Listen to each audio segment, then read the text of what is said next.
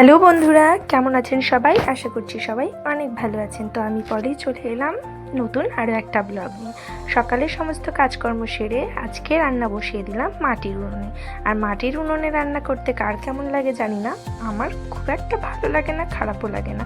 তারপরেও বাড়িতে জমেছে প্রচুর কাঠ, যার জন্যে রান্না করতে হচ্ছে। আর আমাদের ঠাম্মি বানিয়ে দিয়েছিল ছোট্ট একটা মাটির উনুন, সেটাতেই কিন্তু রান্নাবান্না চলছে বেশ কয়েকদিন থেকে। তো শুরুতেই আমি উনুনটাকে ধরিয়ে নিলাম, আর এইদিকে কি করলাম, হাঁড়িতে মাটির লেপ দিয়ে নিচ্ছি সার্পো আর মাটি মিক্স করে, তাহলে কিন্তু এটা তুলতে খুব সহজেই আর কি এটা উঠে পড়বে। যার জন্য আমি এভাবেই কিন্তু ভালো করে লেপে নিলাম, হাঁড়ির উপরে লেপ দিয়ে নিলাম। তো তারপরে দেখলাম উনুনটাও ধরে গেছে, আর বেশ কিছুটা জল দিয়ে তার মধ্যে যে এবার আলু দুটো ধুয়ে দিয়ে দিলাম হাঁড়িতে। আর তার সাইডে আমি একটু ছাতু খেয়ে নিয়েছিলাম, কারণ সকালে কাজ সারতে সারতে অনেকটা দেরি হয়ে যায়, যার জন্য প্রচণ্ড খিদেও লেগে যায়। সবাই চা মুড়ি খেয়ে নেয়, আমার কিন্তু সেভাবে খাওয়া হয় না। আর এই করতে করতে চালটা দেওয়ারও সময় হয়ে গেল। তো আমি চালটাকে ধুয়ে নিচ্ছি ভালো করে। আর দেখো বন্ধুরা, এভাবে আমি কিন্তু সকালের খাবার দাবার রেডি করে নিচ্ছি।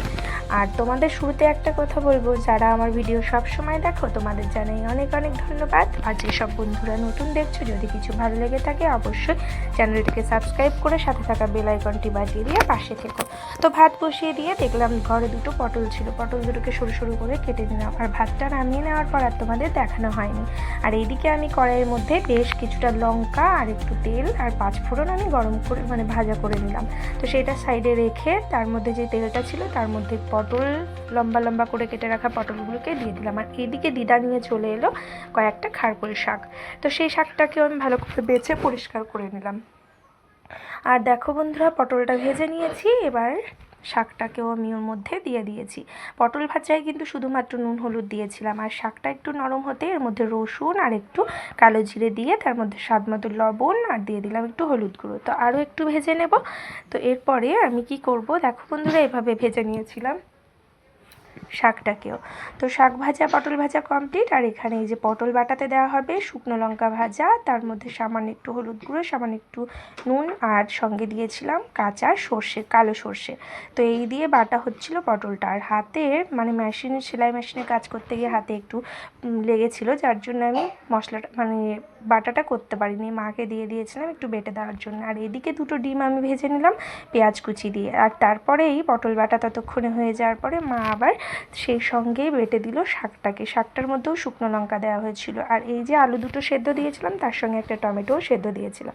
তো আলু টমেটোটার সেদ্ধটাকে আমি মেখে নিচ্ছি পাঁচফোড়ন ভাজা আর হচ্ছে শুকনো লঙ্কা দিয়ে।